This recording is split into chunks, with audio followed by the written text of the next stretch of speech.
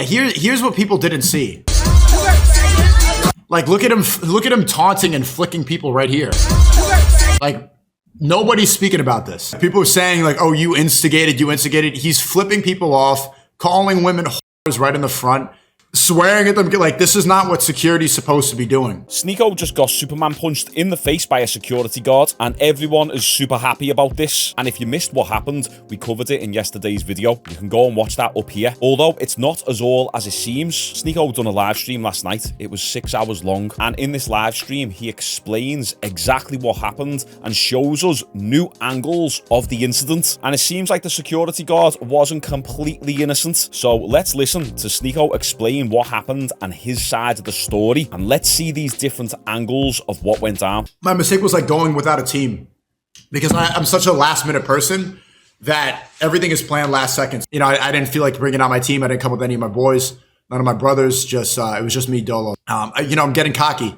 I'm not, at this point, I should have security everywhere I go. I should have my brothers with me everywhere I go. It should be, but you know, it's just last second. It was an impulse decision. Black DNA. Sneako straight up said, I'm getting cocky. I should have had security. I wasn't rolling with me brothers. And by brothers, he means Muslim brothers. And one thing I hate about this stream, Sneako, if you're watching, you know I support your boxing journey, but I just hate all this chat about race. Race this, white that, Asian, black, white. Who gives a crap? It does my head in. You Americans are absolutely obsessed with talking about colour and race. Now, I have got a large American audience, but guys, why are you so obsessed with race? It does me head in. And we tend to follow in your guys' footsteps. We're not as bad as America yet, but we're getting there. Now, Sneako doesn't make much sense in this next part. He talks about going to this event with people who haven't got us back. Let's listen. Part of the mistake I made was like, a lot of these people, like, even though they're cool and I know they're from Twitter, like, they're not going to slide for me. Like, are random people who talk about Zionism on Twitter going to slide? Probably not. Like, the only people that really have your back are your family, your brothers, or, you know, like, or your team. And I was just out there, like, with a bunch of white kids in suits. It's like, they're not going to, and when shit hits the fan, they're not going to be, like, they'll take a picture, but they're not going to be, you know, supporting me to that level. It's not my event. It's not my anything.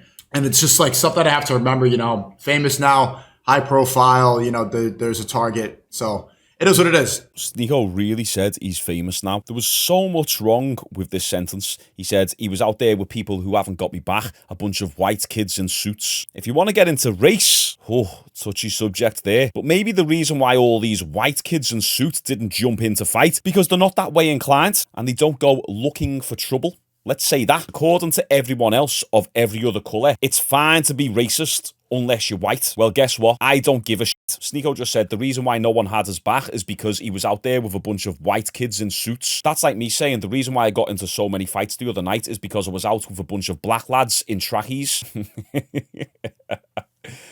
only messing. I don't want to make this about race, but Sneako clearly is, and I just had a problem with the fact that he said that statement. You was out there with a bunch of fans. That's why they haven't got your back. Your Rumble subscribers are not going to jump in and fight for you. That's a bad expectation that you can put on them. Also, I guarantee if you had a bunch of Muslim or black or Asian subscribers out there with you, they would be reluctant to step in. They're not going to ride or die for you like that. And then Sneako said, you know, I'm famous, I'm high profile now. That has got nothing to do with the fact that he knocked off the security guy's hat and from there instigated getting punched. Sneako getting punched has got nothing to do with how famous he is. So let's stop pretending like everything is this big conspiracy. Happy Father's Day to everybody in here. Happy Father's Day to all my sons. Happy Father's Day to all the YouTubers, you know, trying to leech off a little bit of clout from the situation and me paying your AdSense dollars from, you know, putting my chin on the line for America first.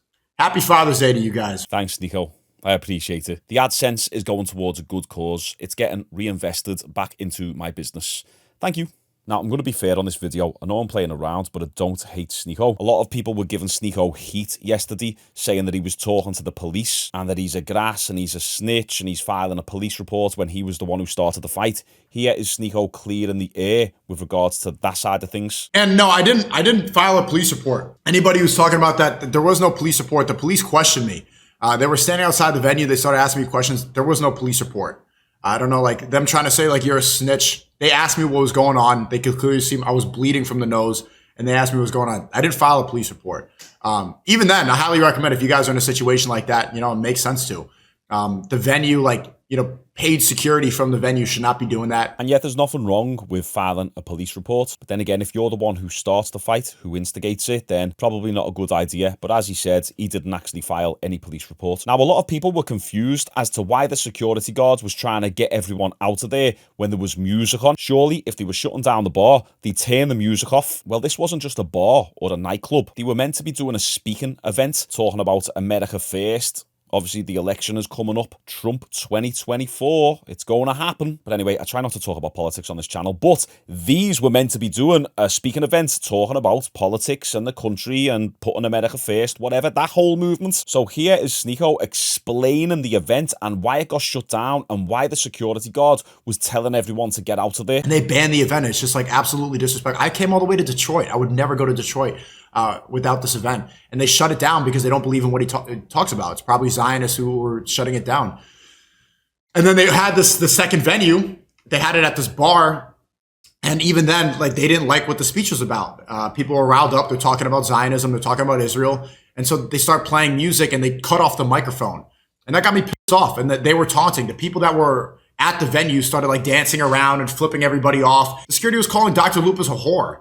You know, right in front, like, and they're flipping everybody off. He was taunting, I taunted back. Like, did it provoke a Superman punch? Absolutely not. But when it gets to that point where it's so persecuted, you have to go from venue to venue, shut down, shut down, shut down. We go here and they turn off the mic and they start playing degenerate Sexy Red music. Like, we're literally here to talk about the future of America. They start playing Sexy Red. I got pissed. At first, I was trying to figure out how to unplug the speaker because they were playing music instead of letting Nick have his speech. And so afterwards, like, he's taunting, he's flipping everybody off. And so I taunt back. And he was flicking people first. And then afterwards, he jumped down.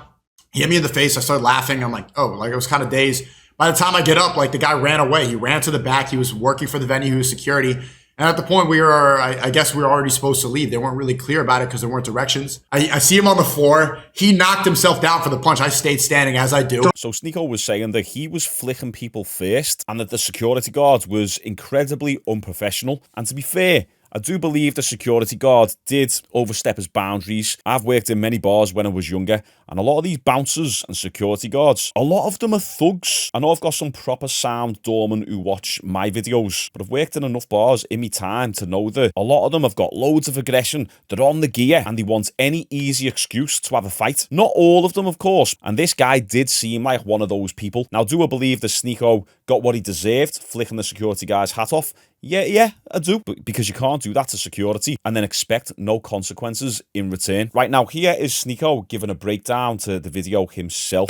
Yeah, but anybody criticizing Jake is, they didn't know what happened. He didn't see what happened. Stuff like that only happens in a split second, and he didn't see.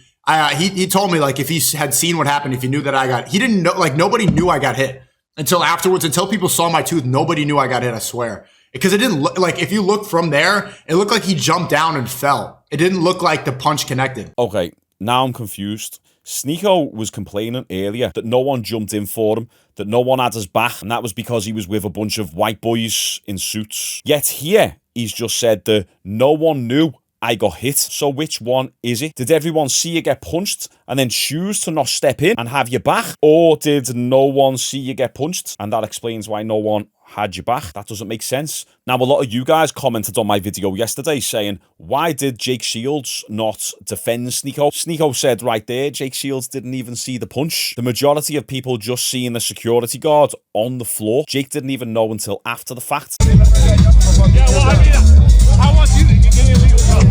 Yeah, see, like, you could tell right here that they didn't know what happened.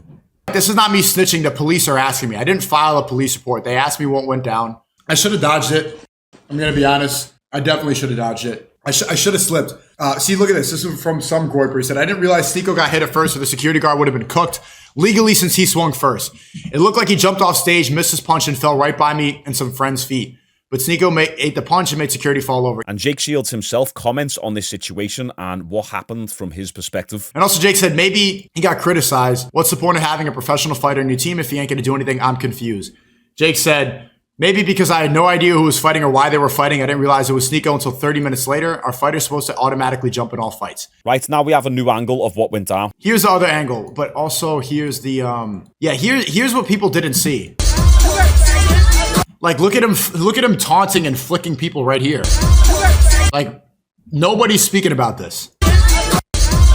Like, people are saying, like, oh, you instigated. He's flipping people off, calling women whores right in the front.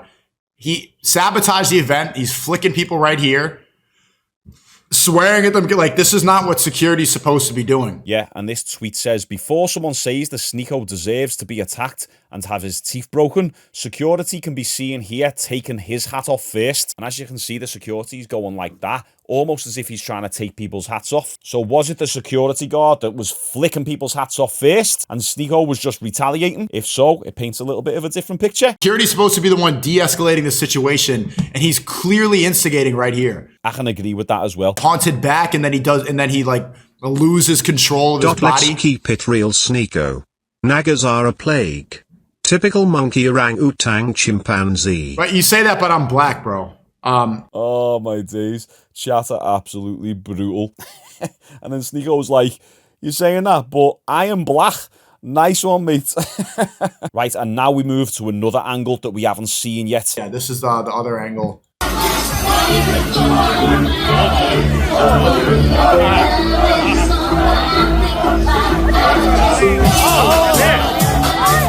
See, it doesn't, like, look right here. You can't tell from this angle that I got punched. But type of one, if you guys were there, if Love Speech were there, would you have slid? Would you have slid? Bro, I can't. You know what's crazy? Are you going to fix your teeth? Yeah, I'm going to do dentist IRL stream tomorrow. Would you have slid, chat?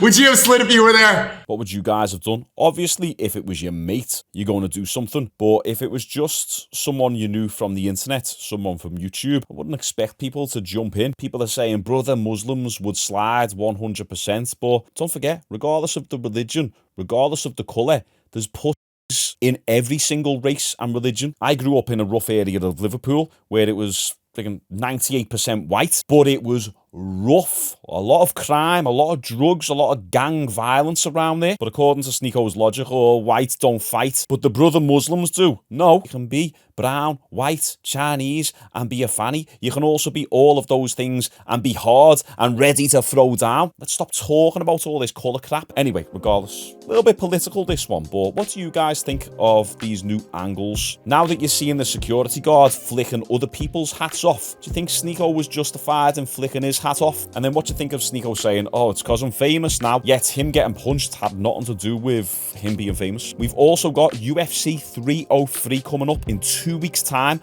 Alex Pereira versus Yuri Prohaska, the rematch.